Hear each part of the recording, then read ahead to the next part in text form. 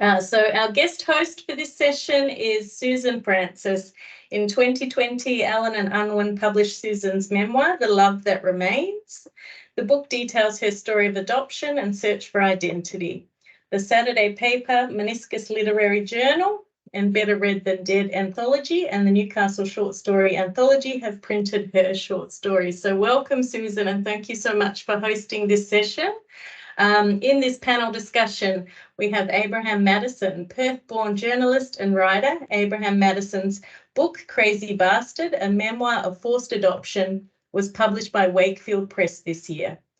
The catalyst for the book was a 1972 letter from his mother that was finally delivered in 2018, a time capsule from an Australian Labor ward in the peak year for forced adoption. This voice of a vulnerable teenager manipulated into surrendering her newborn inspired Abe to seek the truth about himself, his mother, and the system that took him from her. And the book has been submitted to the WA Parliamentary Inquiry into Forced Adoption. So welcome, Abe. Thanks for joining us. We also have Karen Ingram.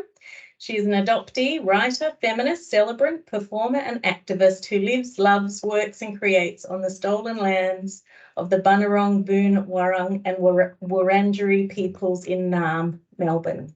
She has an enduring connection to her hometown of Newcastle, New South Wales, the traditional lands and waters of the Awabakal and Worimi peoples. Her book, Lifting the Lid, a memoir born of adoption, is Karen's first long form, which tells of her coming of age and subsequent search for identity and belonging, entwined in her biological truth. Blending primary sources with recollections, poetry, and prose, this creative non-fiction has received tremendous responses from readers. And we also have Auntie Di, as she is more well known, Dianne O'Brien, has held many senior positions in government organisations and has also worked in legal services and as a drug and alcohol counsellor. Auntie Di is a dedicated activist and passionate about bridging gap regarding disadvantages faced by her local Aboriginal community. She was removed from her mother as part of the stolen generations and faced tremendous adversity and hardship as a young mother. As the granddaughter of one of Australia's greatest human rights advocates, William Cooper, Auntie Di was a fearless activist for Aboriginal people in the 70s and 80s, even breaking through rough handling security at Parliament House to hang the Aboriginal flag. Auntie Di's many generations of lived experience inspired her to write and release in 2021 her book, Daughter of the River Country, to high critical acclaim. Thank you all for joining us. I will hand over to Susan and I will see you at the end to wrap up today. Thank you. Thank you, Sarah, so much. Good afternoon, everyone, and welcome to the inaugural Stories Stranger Than Fiction Australian Adoption Literary Festival. I'm Susan Francis. My memoir, The Love That Remains, was published in 2020 by Allen and Unwin. This afternoon, I have the greatest pleasure in talking with three other adoptees and about their personal journeys and their experience of adoption, about the writing and the publication of their memoirs, and of course, we're going to expand and explore about the idea of adoption and out-of-home care experience. Before we begin, two really important things. The discussion is also important, but I would like to address these two things before we start. Firstly, I'd like to acknowledge and pay my respects to the traditional owners of the land, which I'm coming from today, the Awabakal and Worimi peoples. Aboriginal and Torres Strait Islanders were the first storytellers of this land, and today we're blessed with three more extraordinary, amazing, brave, intuitive writers and tellers of stories, and I feel really blessed to be here today facilitating this discussion. The other important thing to note is that, as many of us know, adoption is very complex. It's a situation that can become very complicated. Some experiences are very harrowing, and we're mindful that you, our audience, will likely be made up of those who have been impacted by adoption. We acknowledge that everyone is at a different point in their understanding of the adoption experience, and that some people may struggle to hear traumatic accounts. As we know, the three panellists today are Abraham Maddison, who wrote Crazy Bastard. I know that probably, if that comes back like backwards. I just want to say it's you can see it straight. Yep. Yeah. Book. It's really hard to read a book like this and not be profoundly moved. And I just want to congratulate you, Abe. This is a beautiful book. It was published by Wakefield Press. It's Abe's book. Also, we have, welcome Abe, we have Lifting the Lid by Karen Ingram. Might be better to see it like that, which was published in 2021. Is that right? Correct. And Daughter of the River Country, it was published by Echo Press in 2021. Also a stunning book. And after reading all three books, what really amazed me was how, and I know theoretically we are different. Every single adoption story is different. But these are, you know, unique in every single way. And I'm really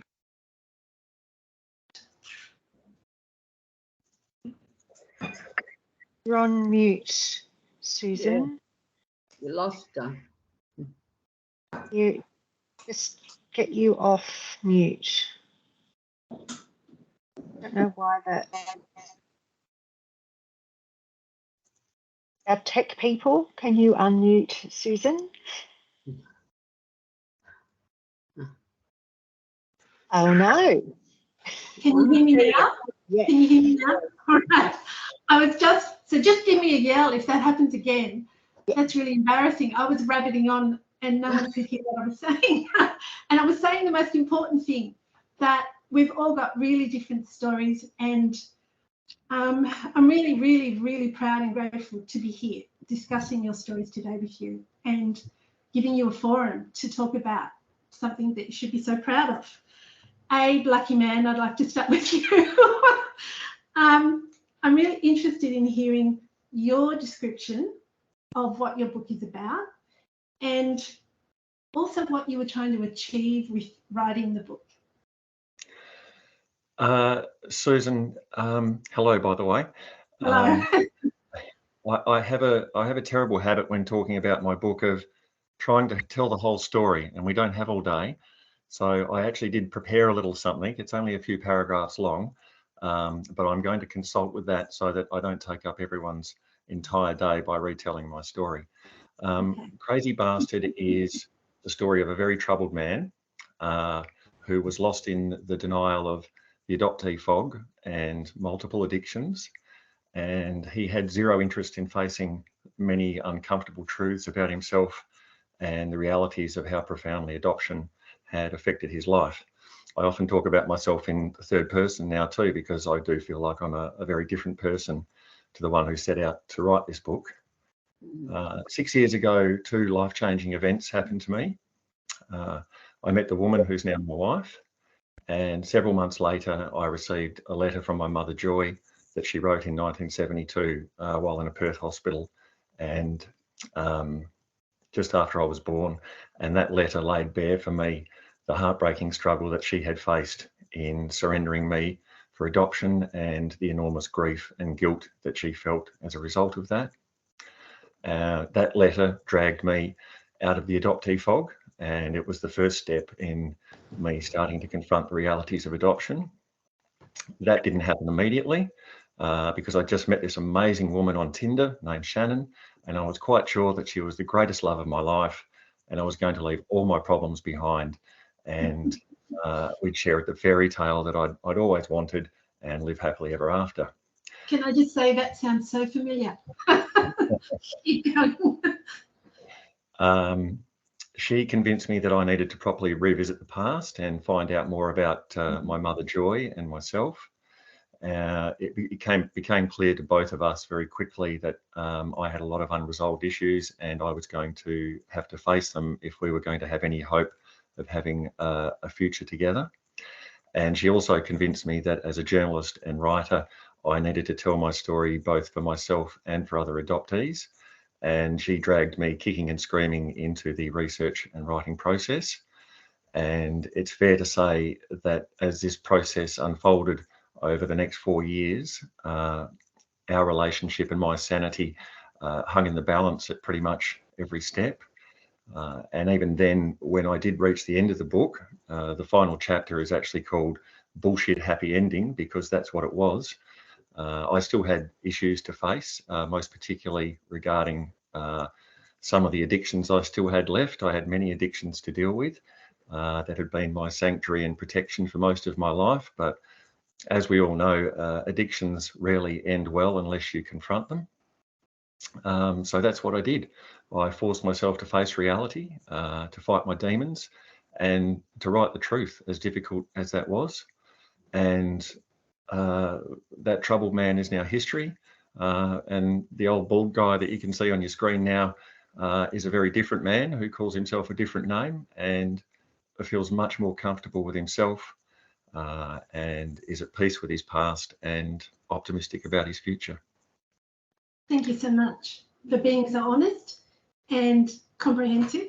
I really appreciate it, and I'm sure everyone else really appreciates it.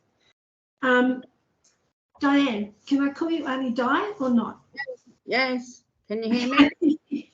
I'm really interested to hear what your book is about and what you were trying to achieve when you were writing it. Well, when I started writing, they're all my diaries. I used to keep diaries from the year of 12 years old, and but when I got put in Parramatta Girls' Home, Dad burnt them all. So after I had the 6 kids, I started to take up, the diaries again. And when I work, I used to keep a diary. So it was suggested when I worked at the hospital, why don't I do a book? And I said, well, no one would believe it anyway, so I don't see, why I should write a book. But anyway, I worked in drug and alcohol and that, and I thought, well, I used to say to people, I do know how you feel because I've walked that path. So a friend of mine said she'll put it together and let's see what we can do. So Peter Reid from Aboriginal Link Up suggested that we put it on, but it was near the rabbit-proof fence, so it was a different story altogether. So we didn't follow it, and I left it alone for a couple of years. And my great auntie said to get it out there and let other Aboriginal women and men know that what you went through, and other people could help. You could help other people. So, and that's my life. I've always been helping people.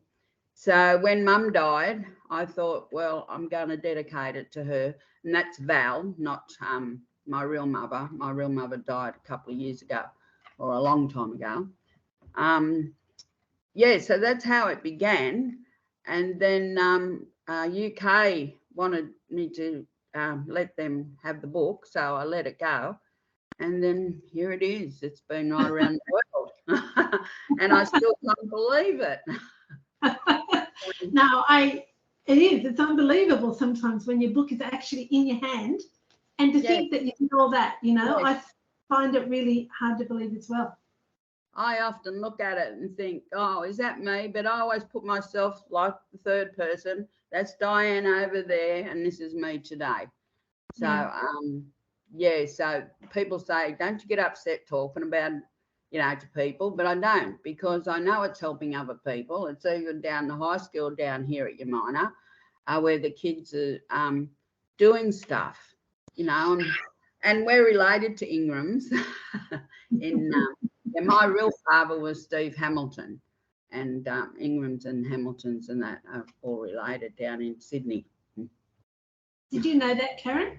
Yes, but Ingram's my husband's name. So, and so definitely not from Mob, but I do get that a lot, actually. There's a lot of Ingrams living in Gippsland as well in Victoria. So I hear from them too. I can't claim it, sorry. Well, Steve Hamilton was my real father, and I did meet my half-sister, Kathy, and I was there when she passed away. But I have a half brother too, but he lives in Sydney. I live on the Central Coast, so he had one sister, so he's happy with that, and I'm happy just to know that they're there. Yeah, because I had a beautiful mother. That's a nice place to finish, and we'll move over to Karen. Thank you, Annie Di, very, very much. Karen and I actually share a hometown, which is extraordinary. Karen, do you want to talk about your book and what it's about and why you actually wrote it? What's it about? It's a memoir born of adoption.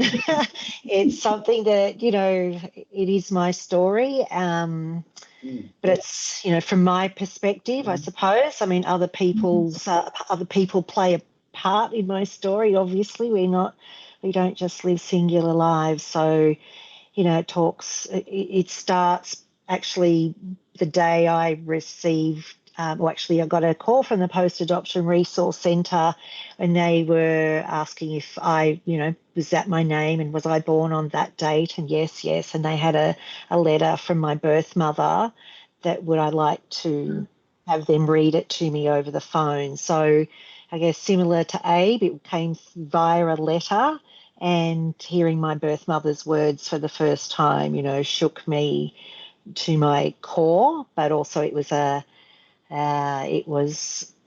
written, the letter was written in 1986, and this phone call was happening in 1994. So it was a little bit about from the past, like it was like a voice from the past, because in that letter, Anne, my birth mother, she was asking whatever happened to the child. She knew that the adoption had been deferred due to poor health, so she didn't even know if I lived or died. And so she's writing that letter 21 years after she gave birth to me. So that's sort of where it starts, and it sort of, you know, rollicks around from there. And I was delivered by a nurse to my adoptive family in Newcastle. I was born in Sydney at Crown Street Women's Hospital, and then I was delivered on a train, or brought. You've got to be careful saying delivered when you're talking about babies. So a nurse took me on the train from Sydney to Newcastle, and met my mum and godmother. Took carriage of me. They met, well, in fact, they were a bit late for the train, and I was left with the station master at Broadmeadow Station. So that's kind of, I tell that story actually from the point of view of the nurse. So I've taken a bit of creative license in different chapters throughout the story, and included some poetry or just writing that I did at the time. You know, from the day we found Anne, and other places as well. And yeah, so it is a creative non-fiction. Okay, thank you very much.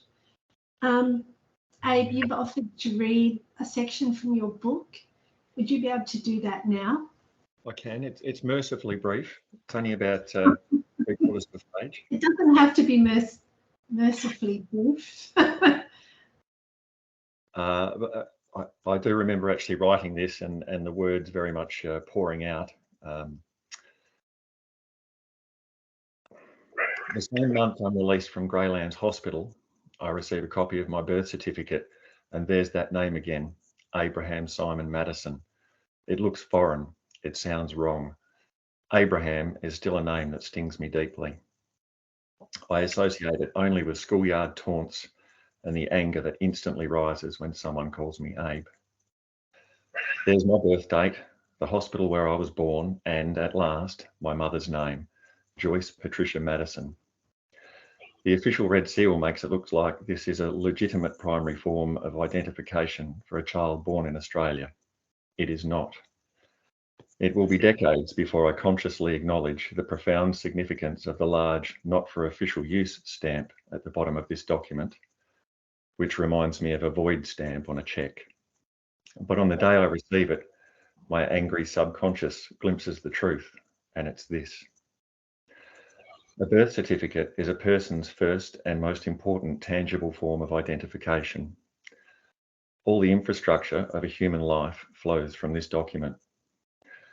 My mum was able to order a new one when I angrily destroyed hers. But Abraham Maddison's birth certificate is not for official use. He can never use it to enrol at school or get a tax file number or get vaccinated or secure a loan or obtain a driver's license or apply for a credit card or get baptised or get married. Because the Adoption Act has deemed that Abraham no longer exists. He is null and void. He is revoked and rescinded, extinguished and quashed, overridden and overruled, invalidated and repealed. He is nothing. He is a boy who never was, born to a mother he never knew.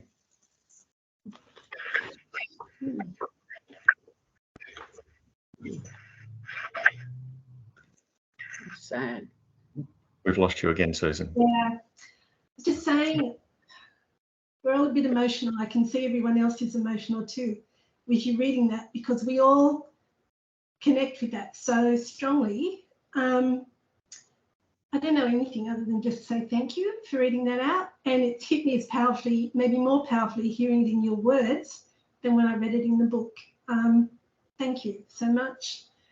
I'm going to turn to you, Karen, and ask you, so we're aware that many people in the adoption community are interested in sharing their story in the written form. What I'd like to know is why it was so important for you to actually write your story down. I guess I'd been telling my story to my nearest and dearest as elements of my story unfolded. I guess when at the time of the search for Anne, and when that needed to wait until such time as the laws in New South Wales allowed us to get some more information. So and it was all happening around the time, yes, I guess in the 90s. In fact, I went overseas, filled out all the paperwork I could, went overseas for 6 months, travelled around, came back, and then there was information. So there was a lot of change in the story that came kind of rolling in pretty much week by week for a while. And I just love that this festival is called Stories Stranger Than Fiction, because it was a lot like this. You wouldn't believe it, and people would often say, this is incredible, it sounds like a movie, oh my God, you've got to write it down. So I was encouraged by people around me, you've got to write your story. And that just did not let up ever.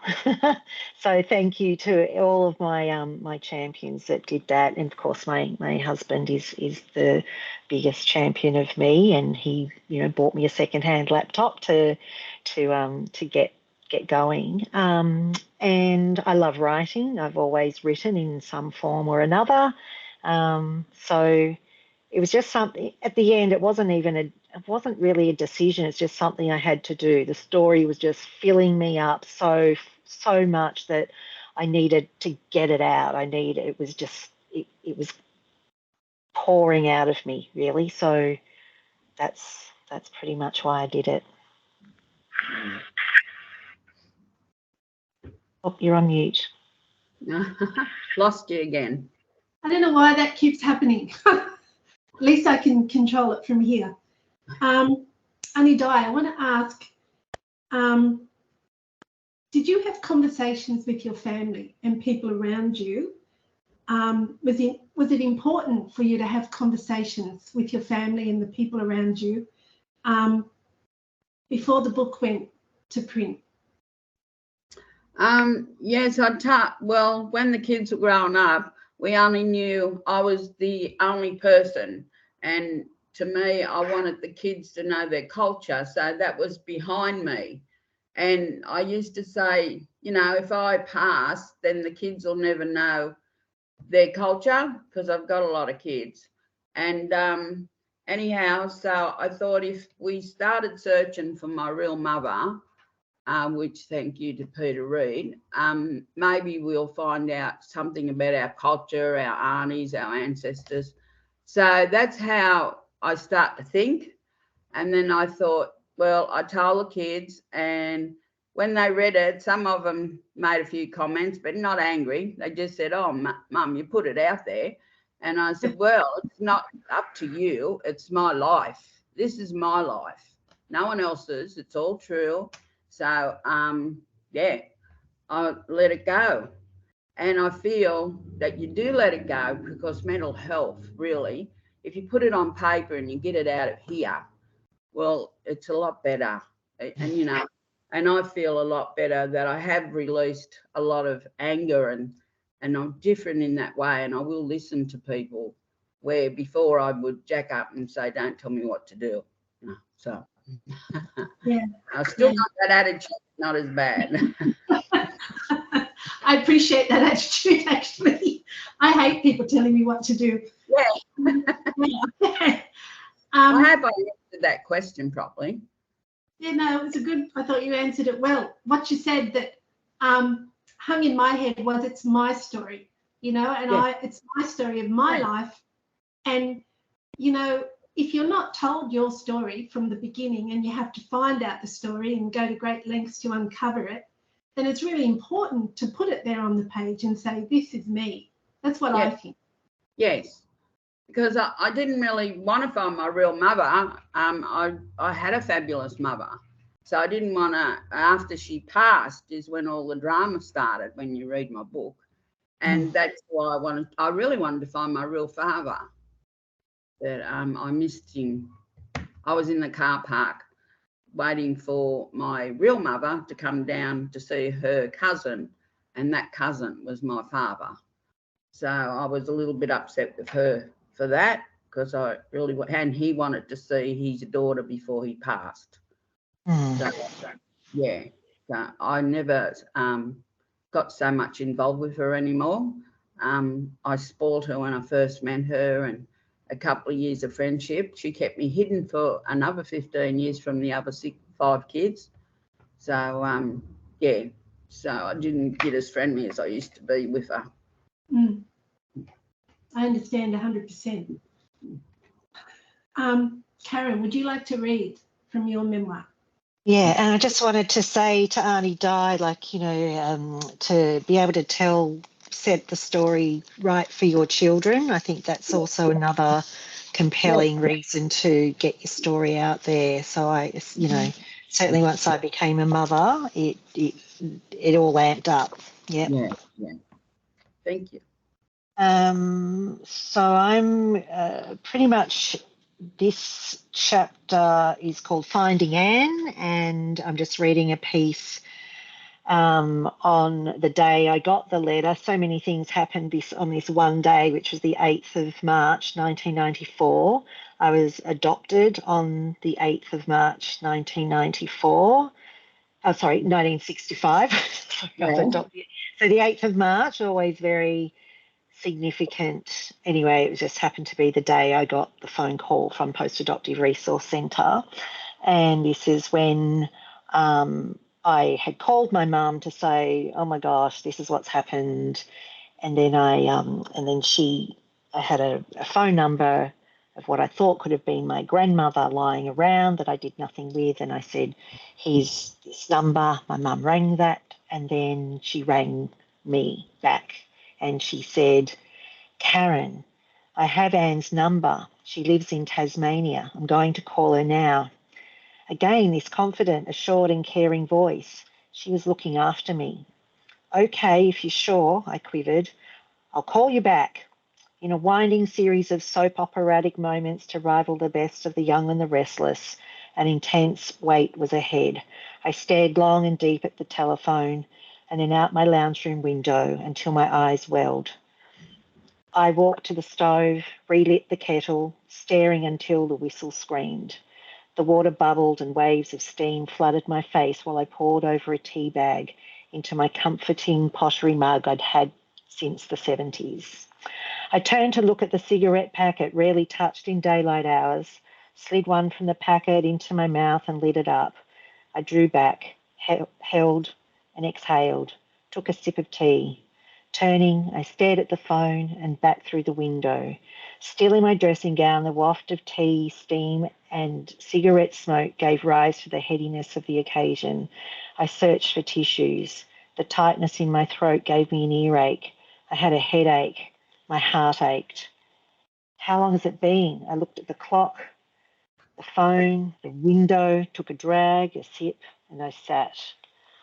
I stood up and paced, stared out the window, back at the phone, took a drag. The clock, window, phone, ciggy, tea. Phone, window, clock, phone, window, window, window. An hour passed. Are they okay? Are they crying? What if they're shouting? What if there's bad news? What if they hate each other? I hope they're okay. I really want them to be okay. I was so grateful that they could have this moment together. Hopefully they could say what they needed to say. I don't need to be there. From one mother to another, to say what they needed to say, to get a sense that the other is all right, that their daughter is okay. Their daughter. They share a daughter, me. Thank you. Thank you so much. Phone calls and letters seem to be something that we all have in common. Finding out information, phone calls and letters. Something that I struggled a lot with when I was writing my memoir was whether or not I censored myself, whether or not I softened the story or whether or not I left people out of the story. Abe, I want to ask you, did you feel the need or did you censor yourself? Can you talk to that or speak to that, please? My book is very much uncensored, but it's also, any book goes through many drafts, and I didn't censor myself, but I was very careful about what I said about other people. In learning about the craft of memoir, one line that I picked up and hung on to was that the only person in a memoir who can be the arsehole is you. Everyone else has to get the benefit of the doubt. And if you are going to paint someone in a negative light, you need to show the world and not tell them. So I very much tried to be as open and honest in my writing as possible. So I would say that it's a completely uncensored version of me, but it's also a very carefully edited and shaped version of me, in that the final version of the book is very different to the first draft.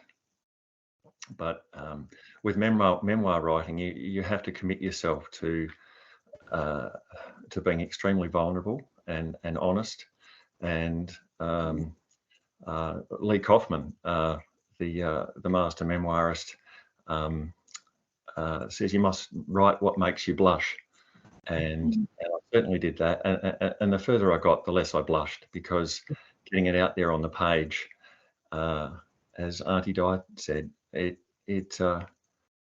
you transfer it out of yourself and onto the page, and that makes an enormous difference. I agree. What about this idea? I just want to ask you about this idea that when you actually put something on the page, so prior to putting it on the page, maybe you can't capture the whole thing in your head. You know, it's a little bit wifty, or it's a little bit, you can't define it, you can't grab it, you can't hold it in your head.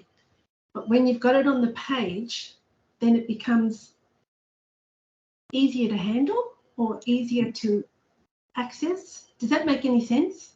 Yes. Yes. Sorry, that's a cuff question. I just know that sometimes in my journey I would have things that were all over the place. Once I put it on the page, then it's almost like it was more able for me to grab and hold and think about. It didn't just keep drifting off and going elsewhere. It was a whole. Yeah, more manageable, I guess, in a way. And you can, even going through the draft process or the self-editing that I did, I was able to just reorder things, and they didn't have to be in linear order, but it sort of then it isolated, specific things that happened, that occurred, that it stood on its own, like all of the scenarios, like they kind of stood exactly as a pivotal moment for me. Yeah, that's exactly what I was trying to express, and you expressed it much better. Thank you. Exactly. Memory is so slippery, and it just, and you'll remember bits and then you remember other bits. And once you've got it on the page, then there it is. And it can't slip away again, like it sometimes can. What else do I want to ask? I think Annie Di. You get the hard question, or you get to answer it first. This is a little bit of a delicate question. And please, if you don't want to answer, just say. Was there any fallout from your relationships, in your relationships? Was there a fallout after you'd written the book? Like, was there any kind of fallout between people that you knew, or was it all okay? Did people accept? No. And that's what I said. It was amazing. I was expecting dramas, but no, everyone really got a shock it was out there, but respected me for it. A lot of people knew me when I was wild, so they said, what a great path you've took, how you wouldn't have known you 40 years ago to be. I've always had a plan A and a plan B, and all them domestic violence things. I had to. It's survival, so a lot of people said I was strong and resilient, but I couldn't understand that word resilient for a long time. And then I said, I think it means that you're strong, but that's what we are. Aboriginal people are, because we have to be to move on, to survive. Yeah. So I thought you were going to ask me a part in my book then. Tell me about that. No, I just thought of something funny in the book, but it's gone now. If you remember, just yell at me and we can stop. It was something funny when you were talking to the other gentleman about I don't know, I've lost it. Don't worry, I'll pick it up when you're talking. All right. What about you, Abe? Was there fallout? I was incredibly worried about fallout and hugely nervous in the weeks and months leading up to publication. One thing I did do was I very much approached the book as a journalist, in that I went to most of the people, or all of the people who were major characters in the book, and they were given the opportunity to read what I'd written about them. And I did change and edit some things as a result of that. But when the book came out, look, people have struggled to describe it to me, and most people say it was very brave and very honest. And there are parts of the book that are difficult to talk about. But as far as direct fallout on relationships, I haven't had any relationships that I'm aware of that have been damaged as a result of the book. I tried to talk to my adoptive mother about it. She didn't particularly want to talk about my adoption or the book, and the further I went with it, the less so she wanted to talk about it. I revisited every relationship that I had as a teenager and as an adult, and that was particularly difficult. But I'm glad I did it, because to have put this out in the world without consulting these women first would have been incredibly unfair on them. And it gave them a chance to prepare themselves for what I'd written in the book. It gave them an opportunity to use a pseudonym if they wanted, which a couple of them did, and which I did. So while they weren't necessarily entirely happy about being in the book, they accepted that it would happen, and And in one case, I did go to some great lengths to help protect the identity of one particular woman, who's the focus in the early part of the book. So I think I prepared the ground fairly well to prevent fallout, and I'm really happy that I haven't destroyed any important relationships as a result. And I want to ask you, just while we're talking, what do you think it is that you've gained since you were published? I've gained a wholeness to my identity. The process of this book has meant that I've come to know my mother Joy incredibly well, even though our reunion, we had the fairy tale reunion, but then we had we were both so incredibly traumatized by what had happened to us that we eventually ended up estranged, and I found out about my mother's death in a phone call from a stranger. I found the identity of my father thanks to the SBS show Every Family Has a Secret. I've gained 4 brothers. I've regained my name. I've taken back my name, that name that I used to be taunted with it in the schoolyard. You can see it there on your screen, Abe Maddison. I asked my wife to start calling me that name after we came back from a trip to the Northern Territory to visit my mother's grave. And that was the first time in my life that name didn't feel wrong. And so slowly across my life, I've asked people to start calling me Abe or Abraham. My wife calls me Abraham when she's either very displeased with me or very happy. I have to be very careful to pick which one. And I've gained a sense of peace.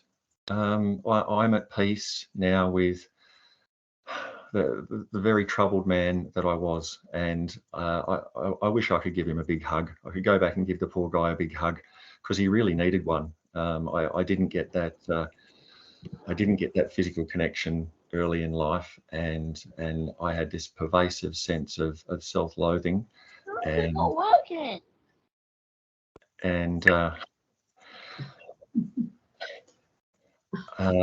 so I've gained a great many things. I've got to say I haven't sold a huge volume of books, but I have gained so much. And as a writer, to not sell many books, I should be disappointed, but I'm actually not particularly, because what I've gained in here is it's just incredible. And I wish every adoptee would get to go on the journey that I have been on, and that other adoptees like Karen and like Auntie Di and like yourself, Susan, have all been brave enough to undertake, because it's an incredibly difficult and fraught process. But if you come out the other side, it's incredible, and I've gained so much. Auntie Di, what do you think? Sorry, I should have said thank you, Abe. Those were really heartfelt words, and everything you said, I relate to and connect with. So thank you. Auntie Di, what do you think you've gained from having the book published? What's it given? Well, probably more respect, and I'm a leader in our community, but more respect, and people know where you come from. You know, like you never, you only talk about it when someone gets in a conversation with domestic violence and that, and then you let out a few little leaks here and there. But to read the whole story, a lot of people have been amazed. You know, they've come into me, Auntie Di, we didn't know you did all this. And even my doctor got a book yesterday, and he said, well, I know the health side of Auntie Di, but I never knew this. That one I forgot to ask or say, in my book, one of my stepsisters rang me up and said I forgot to put her in the book. So it's like now, but anyway, she's not in the book. And about the birth certificates, like I had 2 different birth certificates. I asked my real mother what happened there, but she just said, there was only 2 babies born when I was born, and one was a boy and one was a girl. And when I went to Wagga Base Hospital to find out my birth certificate, the man said, well, you're not the boy, because my name was Caroline Manns. And anyway, I'm Dianne Westman, you know, so I was the girl. I asked my mum how that happened, but she said that the Manns lady was her cousin. But I still had the 2 different birth certificates. I never really got an answer. But I'm going through that adoption paperwork that's just been released, criminal something or other. The lady's checking, because she said, what happened from birth to when my mum legally adopted me? And that was 5 years later. So there's that, yeah. But I was told about the gap from my stepmum, but she seemed to think that it might be a different story.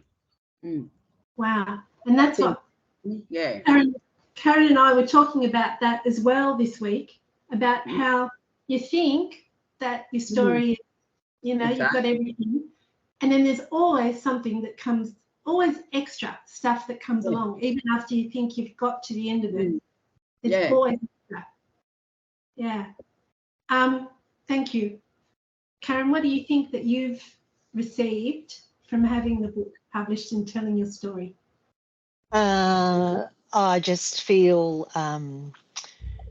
more me. I feel more complete, although at the time when I finished writing, or even when before it became in its physical form, just knowing that when I'd finished it, it's like okay, that's it. And then of course you reread it and you do several more drafts, but even reading it, like when I knew it was the last draft, you know, we worked with editors and whatnot, and it's like, and I read it from beginning to end, and I just said, this is really great. Like, I was so proud of what I'd done. So yeah, I guess, you know, sort of feeling more like me, but there was a cliffhanger in the book where it ended. And then, you know, 2 weeks after it was published, then a whole new series of events happened that I need to write about, and I need to find a way to, sort of do another chapter, or it might end up being another book, because a lot's happened in 2 years. And that's what I was saying to you, Susan, like, when, you know, it's never actually over, is it?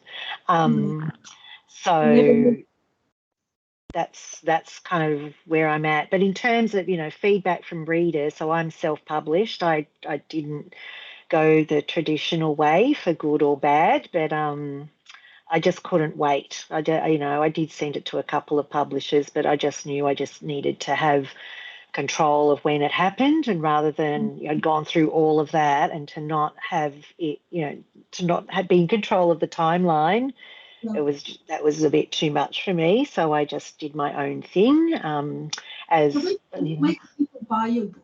Where can they get it from? From Amazon? Oh, you can get it from Amazon. You can go to my website. You can from just all the usual online places, or ask your local favourite bookshop to order it in. So they're printed on demand, which is also great for the environment. But also, I'm going to be doing an ebook version in the next couple of weeks. So follow me on Karen Ingram Author on Facebook, or just there you can find me, and I'll let you know where you can get it. But what that didn't, you know, the back, what is it? The downside of self-publishing is that I couldn't really get any reviews. Like, you know, nobody wants me in their writers' festival or anything. So, except for this fabulous festival. So that is also, you know, really encouraging, and I feel that, you know, I'm very. I'm just looking at all the other writers on the festival, and that you've all got publishing deals, and I'm thinking, oh, what should I have done? Should I have done it any differently? But there it is. And I'd also like to do an audio book. I'd love to read my story, record my story in that way, as well as write the next part, which is which is kind of crazy as well. No, I understand. Thank you. We're almost out of time. One of the things that really interested me, Abe, when I was reading your book, in the first couple of pages, you talked about when you would tell people that you were adopted, and it would be this short, sharp, end of conversation statement about what it meant. And I remember that at school when I would tell people that I was adopted, and people would look at me wide-eyed and, wow, you know, what does that mean? How, you know, like I was not, you know, I was very aware of being different and people saw me as different. Now, how would you, if someone asked you that question again or that conversation came up, what would you say now about being adopted? Oh, gee, good question. I don't think I had that one on the sheet. I'd probably relate a little bit of the experience that I've been through in recent years, whereas previously, because of being in the adoptee fog, I was very much in denial, so I didn't want to let my mind go there. And look, in recent weeks and months, having left the very intense period behind of the book launch and getting the book out to politicians and trying to engage in a bit of political activism, I probably view it through a completely different lens now, in that I want to use my adoption as a way to advance the rights of other adoptees and mothers. I gave evidence to the WA forced adoption inquiry just recently. Unfortunately, I'm not permitted to talk about that at the moment, but I really hope that I can soon. I sent them copies of my book. I got to meet Julia Gillard and hand her a copy, and got very tongue-tied and emotional in trying to express to her how grateful I was for her delivery of the national apology. I didn't watch the national apology until after I received the letter from Joy, because up until that point, I didn't believe I was a forced adoptee. I thought, well, she signed me over, so that was a voluntary adoption. And only on reading her letter that I really understood what forced adoption entailed. So I am now, I'd consider myself an activist of sorts. So that's probably the lens that I view my adoption through, in that I've achieved the healing that I desperately needed. So and look, I think I sound like a different person now. I have a different name. So I think that speaks for itself, in that if you are prepared to confront the issues that adoption creates, and we all know adoption has created many issues, and that's the struggle we've all faced in getting the world to understand that and understand our experience. And I want to see some justice for our mothers, because there's not many of them left. My mother is in the ground in the Northern Territory. My father is, I scattered his ashes with my brothers off Hillary's in Perth, and they're gone, and they don't get to see proper acknowledgement of what it was that they went through. And I would like to see the mothers who are left, and the many adoptees who remain, get some justice and acknowledgement and truth telling and redress. And I'm really hoping that the WA inquiry into forced adoption can deliver that for WA adoptees. But I'd like to see every state and territory engaging in that process too, so that we have a chance to be heard, and that it's not just left up to people like us to tell our stories through books, but for the politicians and the parliaments in each state, and possibly at a federal level, to go further than apologising, because saying sorry is not enough. That's my mantra now. Saying sorry is not enough. We need action. People who haven't written memoirs need help. They need help from professionals who understand what forced adoption was and the impact on the mothers and the children. So, sorry, I've kind of wandered from your original question there. There's so much to talk about. Yes. And I think it's easy to wander because there is so much to talk about. What I feel that you guys are giving me today is a sense of community. it's lovely, and that sounds ironic, but it's really lovely to talk to other people who are adopted and have gone through some of the same experiences as me. And I really appreciate talking to you, and I think it's marvellous. I want to thank you, Abraham Maddison, Crazy Bastards, a memoir of forced adoption. Susan, can I just quickly jump in and say your book is absolutely incredible. The Love That Remains. Yes, have I got that right? It's the right title. I read that just recently, and it's an adoptee memoir, but it's so much more. It's so much more, and you obviously went through a really tough process in getting that book into print, and I cannot recommend your story highly enough to anyone who was watching today. Thank you so much. I really appreciate that. I thank you very, very much.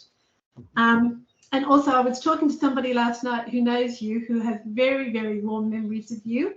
And I'll just email you about that later and tell you, which is just such a coincidence, which is everything we've said. The coincidences that run through adoption, people knowing each other, people are related, people come from the same town, people know each other.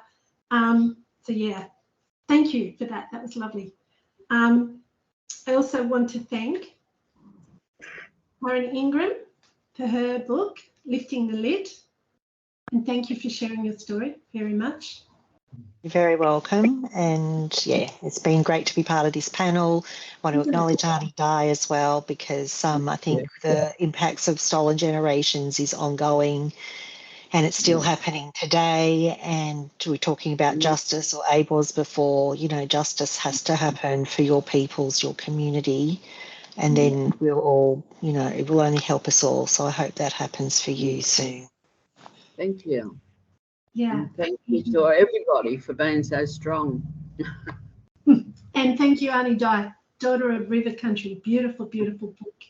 And I just echo that what Karen said. Thank you very much. And thank you for the Benevolent Society and Park and the group of people who worked all year longer to get this literary festival going. It's been amazing, and we all appreciate it very much. Thank you so much, Susan, for hosting this panel. Thank you, Abe. Thank you, Karen. Thank you, Auntie Di, for sharing your very raw, very real stories in print. And again, today in this panel session, it's been so interesting to listen to all of the sessions today. And I think, as you say, Susan, this affords people in the adoption community a sense of community, doesn't it, to come together.